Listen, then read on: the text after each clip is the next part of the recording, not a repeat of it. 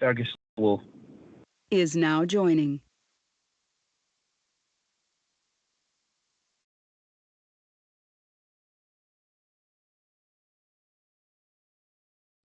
Okay, good morning and welcome to today's meeting of the Dmrc. As usual, the meeting will be held under the Council's hybrid arrangements, so there'll be some people in the chamber and some online. Apologies and substitutes. Yes, Convener, we have apologies from Councillors Doran and Fairweather. Thank you. And any declarations of interest or declarations of transparency?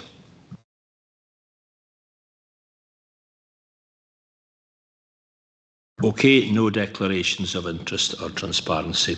Okay, I'm conscious that we visited both sites yesterday, so should be fresh in the minds.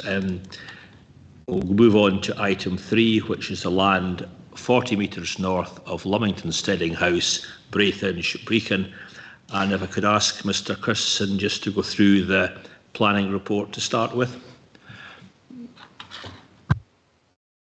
Thanks, Convener. I'll just get the slides up again to show you.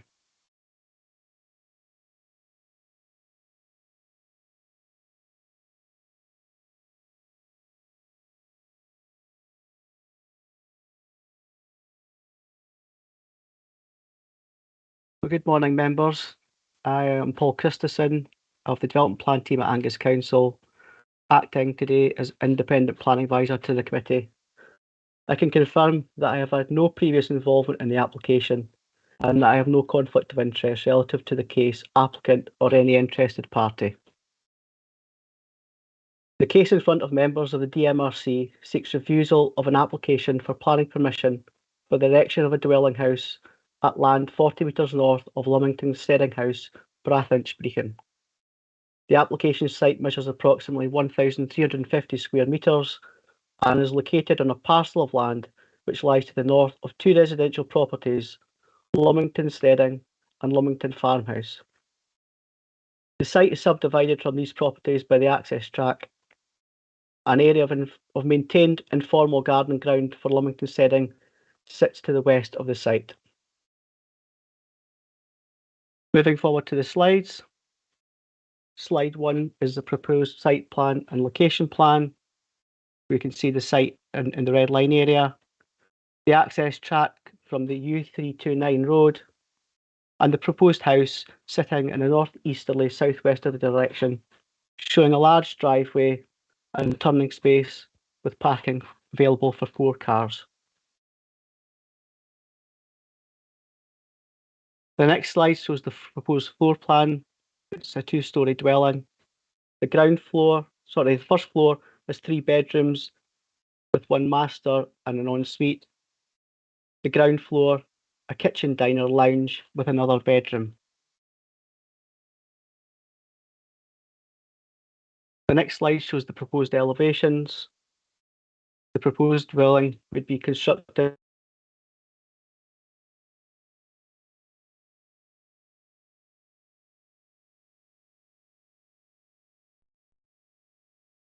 Can everybody hear me again? Sorry. We can now, Paul. Yes, sorry. Yeah, you just sorry. I lost disappeared for a minute. Yeah, Okay. sorry.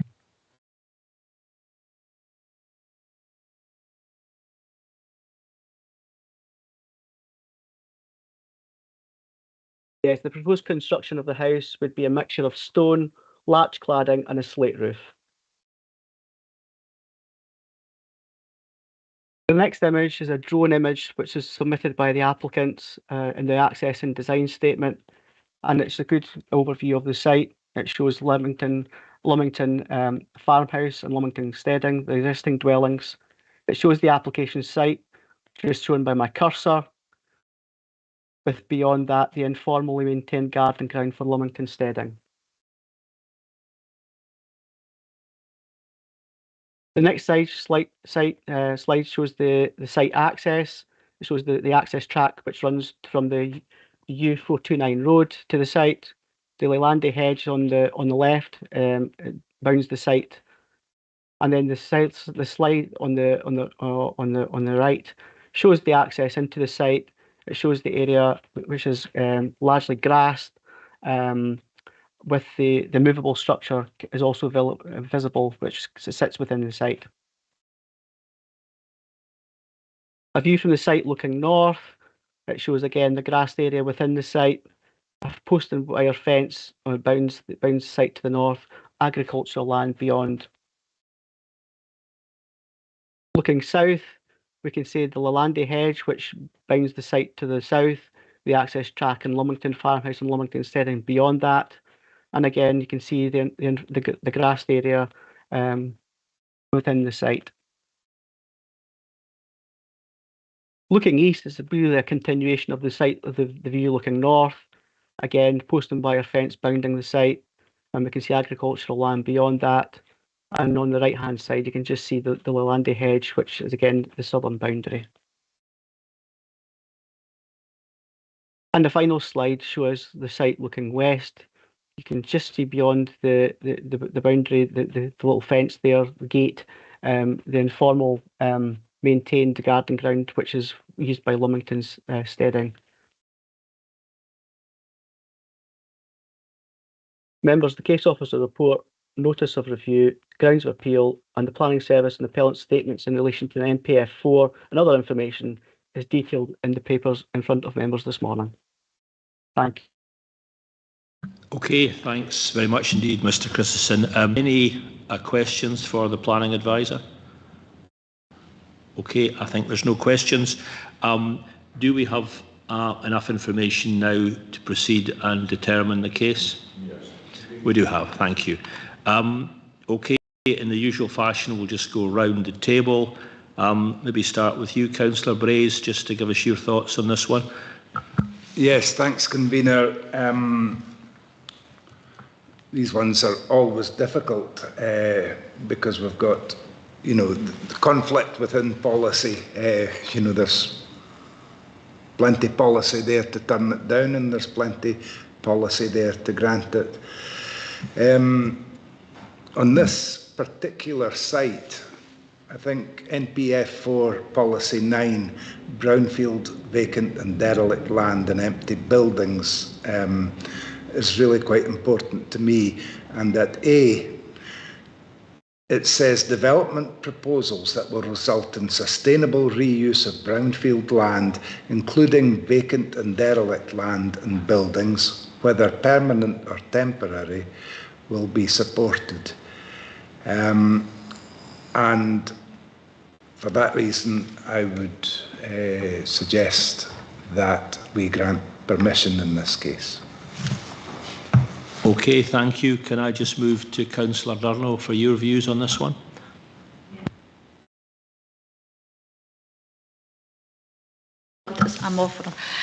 I'm going with MP4, which seeks to encourage, promote and facilitate the delivery of more high quality, affordable and sustainable rural homes in the right location, and Policy 17, which will support where a development is suitably scaled and designed in keeping with the character of the area. So I think we should go along with this one. Just to clarify, Yeah. you are supportive of the appeal? Yeah. Okay, thank you. And Councillor Nicholl? Thank you very much, Convener. I do think this is a brownfield site. I would say it's the old corn yard, for want of better words. There are a lot of policies that would cover it. The NPF 4 policy number 8, associated with agricultural key worker, it's a family business. Number 9, reuse of brownfield site, as Councillor Braze has said. Policy 17, reuse of brownfield site to live near place of work and to promote, facilitate rural homes. Also policy 29, which covers farms and crofts. Again, the reuse of brownfield sites and rural homes. Also, NFP 4 aims to increase the population of rural areas. So I've got no problem with allowing this appeal to go forward. Okay, thanks very much indeed. Yeah, my own views would be, if we looked at the council's development plan policies, then TC2 was the policy that was seen to be in contravention. That's why it was rejected by officers. And I think the site visit, as very often, is extremely valuable, because I think, as Councillor Nicholl has pointed out, this site was all part of the farmyard, whatever term you use, but it was the area used for storing machinery and crops, etc. It was not an agricultural use, but was necessary to facilitate farming.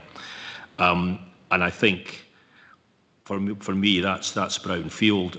And I also would say, in terms of rounding off, we've got the buildings on the side of the road, but we've clearly got garden ground, we've got a summer house, etc. on the other side of the road. So simplistically, 3/4 of a quadrant are occupied, and this is the fourth quarter of that quadrant. So I would argue that is a rounding off of that, what used to be a farm development. I think also, moving on to MPF 4, I totally agree with Councillor Brays. I think the key policy, and there's lots of them that might be applicable, is the policy 9 on derelict land. So I would think derelict land is certainly relevant here. I also, again, I would agree, I think policy 15, the local living, the 20-minute neighbourhood, this is a family who've got farming interests nearby. And I think also policy 29, the sort of rural economy and rural commerce and basically rural communities, that I think would support this particular application. So I guess there's no views against this.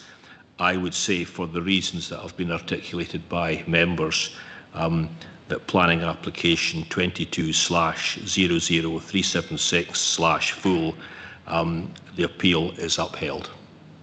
Subject to conditions. Yes, subject to condition. I don't know, Mr. Christensen, if you have come with conditions or not.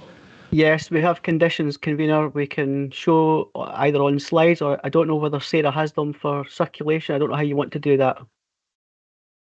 Well, could we try the slide first and see if that works? Certainly, we'll do that.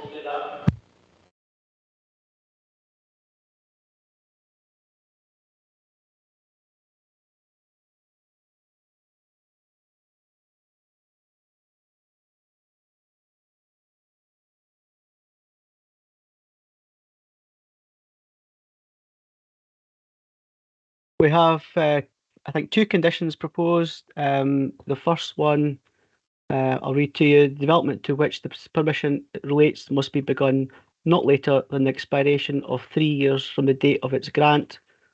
The reason is to clarify the duration of this permission in accordance with the requirements of the Town and Country Planning Scotland Act 1997 as amended, and to ensure that it will lapse if not implemented within that period. Second condition, prior to the commencement of the development hereby approved, the following shall be submitted to and approved in writing by the Planning Authority: a scheme of hard and soft landscaping, boundary treatments and biodiversity enhancement measures to serve the development. The scheme of landscaping shall be in accordance with Angus Council's Advice Note 21, the siting of built development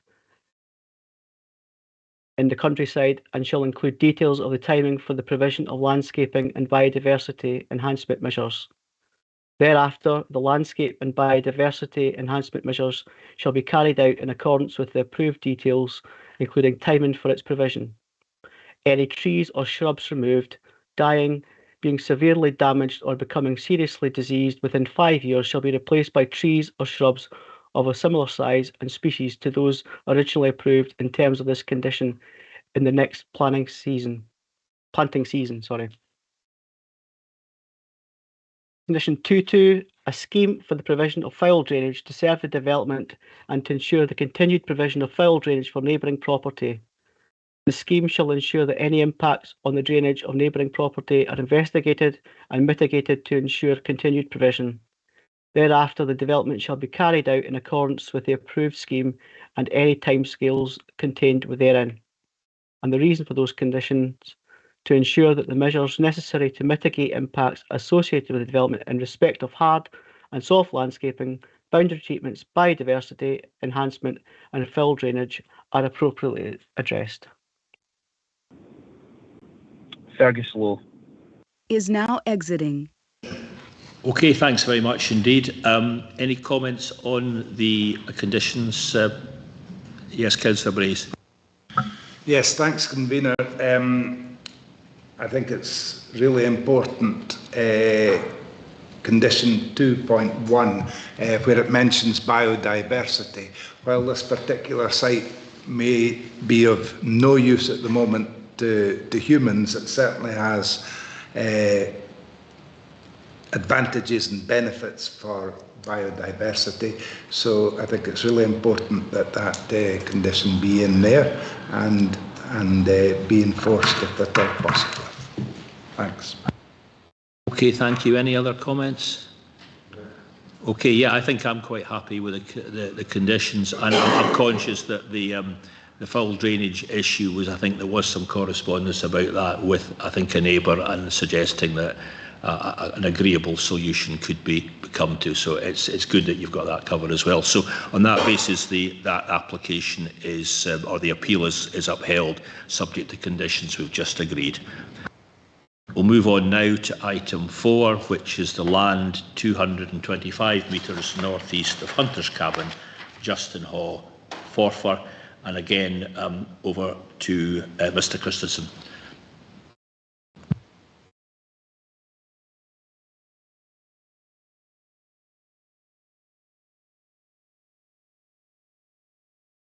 Thank you again, Convener.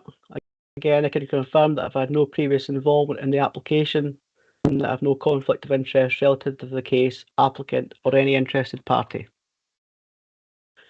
The case in front of members of the Dmrc seeks review of refusal of an application for planning permission for the erection of a dwelling house and ancillary works on land 225 metres north east of the Hunter's Cabins, Justin Hall, Forfar.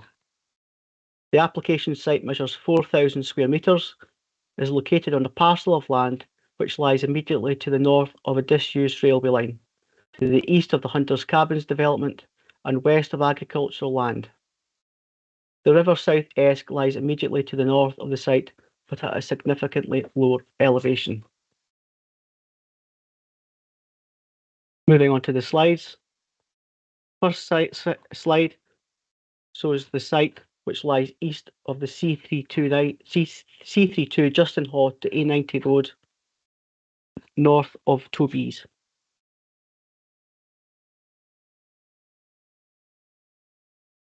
The proposed site plan shows a proposed house which sits northwest southeast direction. It shows a large driveway with parking available for 6 cars.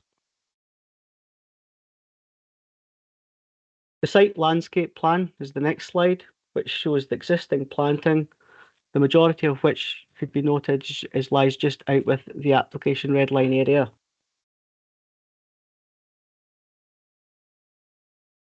The next slide shows the proposed elevations. It shows a dwelling would have a slate roof, external walls of stone, render and cladding, with the north elevation is heavily glazed, taking advantage of the view to the north. The next slide shows the proposed ground floor plan, which shows a lounge, 2 bedrooms with en suites, a hydro pool and weight room, and large garage. The next slide is the proposed first floor plan, which shows a bedroom with en suite, a gallery snug, and a large office area. Moving on to the pictures of the slides, this shows the site access from the C32 road into the site and towards the Hunter's Cabins. Next slide shows the continuation of the access track, and just beyond you can see the corner of the Hunters Cabins development. Beyond Hunters Cabins, the site opens out into more of a countryside rural nature. The access track has become less formalised, and this is obviously the access towards the where the house would be situated. Within the site itself and where the house would be located, you can see the site is largely made of grass.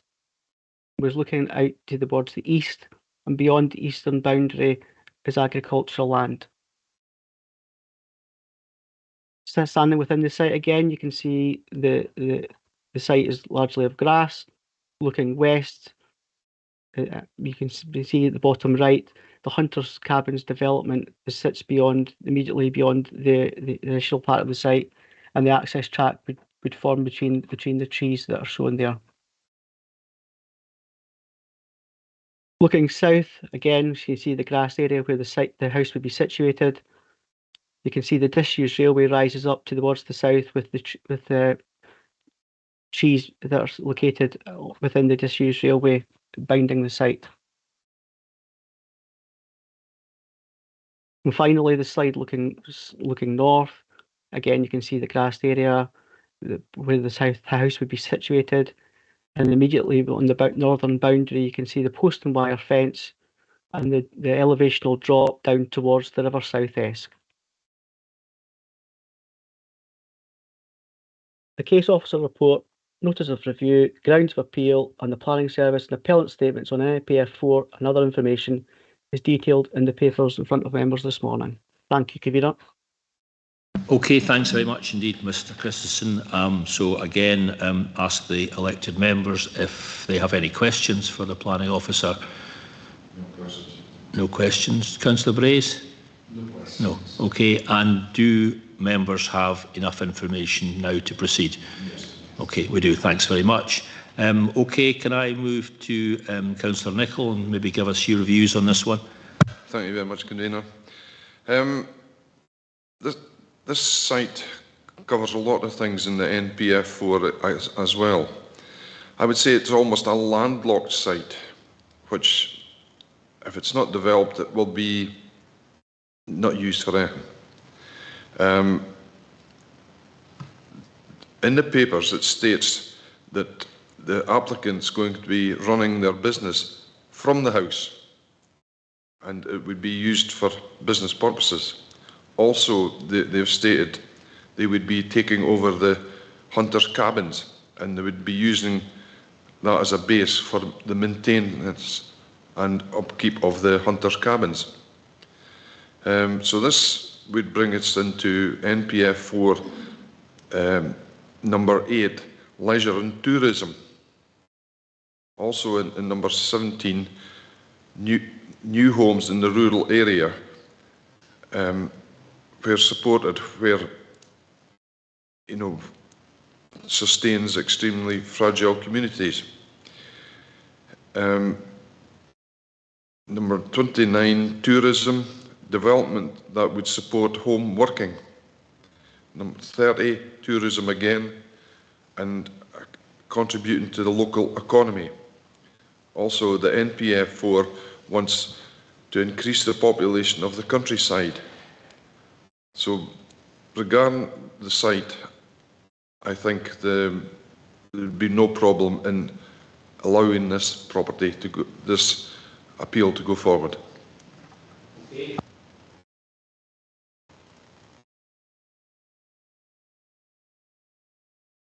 Yeah, thanks, Convener. This was a difficult one, obviously, because all the different policies that it convened.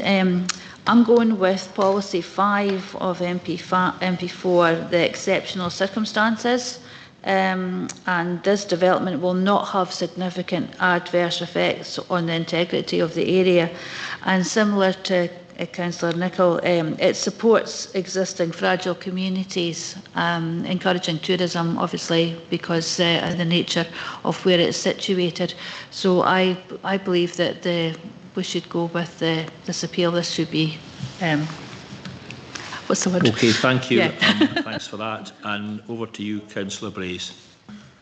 Thanks, Convener. I would concur with my colleagues on this one. I think that permission should be granted, and well, Councillor Nicholl pretty neatly summed up all my areas of policy which would support this.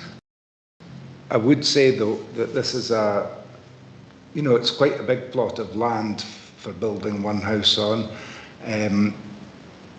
The current use of the land, which is basically a meadowland, for very strong conditions that retained as much of that meadowland as possible in the condition it currently is in, because it's a great habitat for biodiversity. Thanks. Thanks, Councillor Brace. Yeah, I'd have to say this one is, I think, perhaps more difficult to look at. And indeed, if we didn't have the MPF4 policies, it would be difficult perhaps to support this one using the former council development plan policies. And I think, again, for me, there's lots of MPF4 policies that are applicable, and members have mentioned some of them. For me, the absolutely key one is policy 9, derelict land. To think, why has this land never been developed? It's never been developed because someone built a railway line across there, cutting the land off effectively. The railway has been out of action for 60 or 70 years, and that land has effectively not been used. I think, as we saw from the site visit, the neighbouring farming business could possibly have bought some of it, but that hasn't happened. So it's meadowland. It's not being used for agriculture. Somebody wants to build a house. We've got a housing shortage in the country, and while that will be a very expensive house, there will be a chain of housing sales. So that should free up a house that's affordable at the end of that chain. So I'm happy to join my other elected members in supporting the appeal. I'm going to ask Mr. Christensen if he has got some conditions already prepared for this. Yes, their conditions are prepared again, Convener. I'll share those with you, and just give me a second. Yeah, that would be grand, Mr. Christensen. Thank you.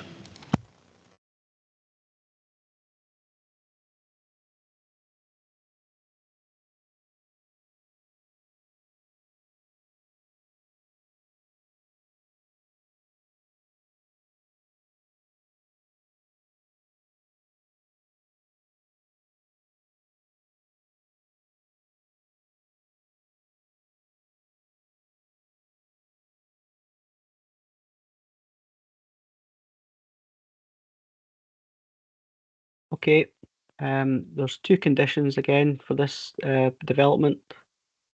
The first one, development to which Paul, this sorry. We're not seeing that on screen. We're seeing the All end right. slide of the previous All right, okay. presentation. Is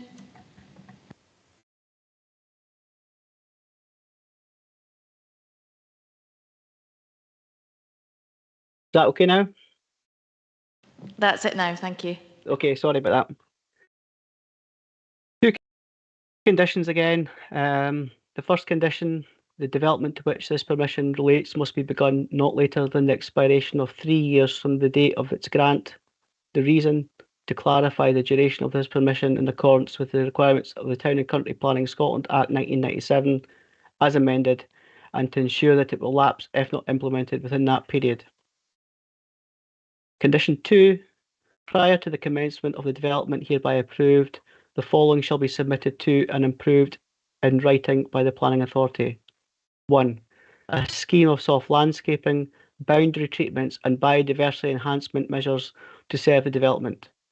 The scheme of landscaping shall be in accordance with Angus Council Advice Note 21, siting of built development in the countryside, and shall include details of the timing for the provision of landscaping and biodiversity enhancement measures. Thereafter, the landscape and biodiversity enhancement measures shall be carried out in accordance with the approved details, including timing for its provision. Any trees or shrubs removed, dying, being severely damaged or becoming seriously diseased within 5 years shall be replaced by trees or shrubs of a similar size and species to those originally approved in terms of this condition in the next planting season. 2.2. A construction method statement which shall identify the site-specific measures necessary to minimise the risk of pollution entering the River South Esk Special Area of Conservation.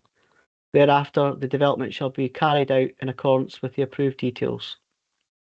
Condition 2.3. Details of existing and proposed ground levels across the site and finished floor levels relative to a fixed datum.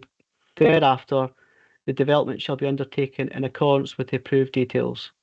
And the reason for condition 2, to ensure that the measures necessary to mitigate impacts associated with the development in respect of soft landscaping, boundary treatments, biodiversity enhancement and site levels are appropriately addressed, and to prevent pollution to the River South Esk Special Area of Conservation in the interest of protecting freshwater pearl mussels and Atlantic salmon. And that's the conditions, Convener. Thanks very much indeed, Mr Christensen. And I just asked Councillor Braze if he's happy with the conditions that deal with biodiversity. Thanks, Convener. Yes, they are pretty standard conditions, I suppose, dealing with the biodiversity. I wondered, is it possible to add to that at all by stipulating that a proportion of the site must be kept as meadowland? And is it possible to put a figure on that?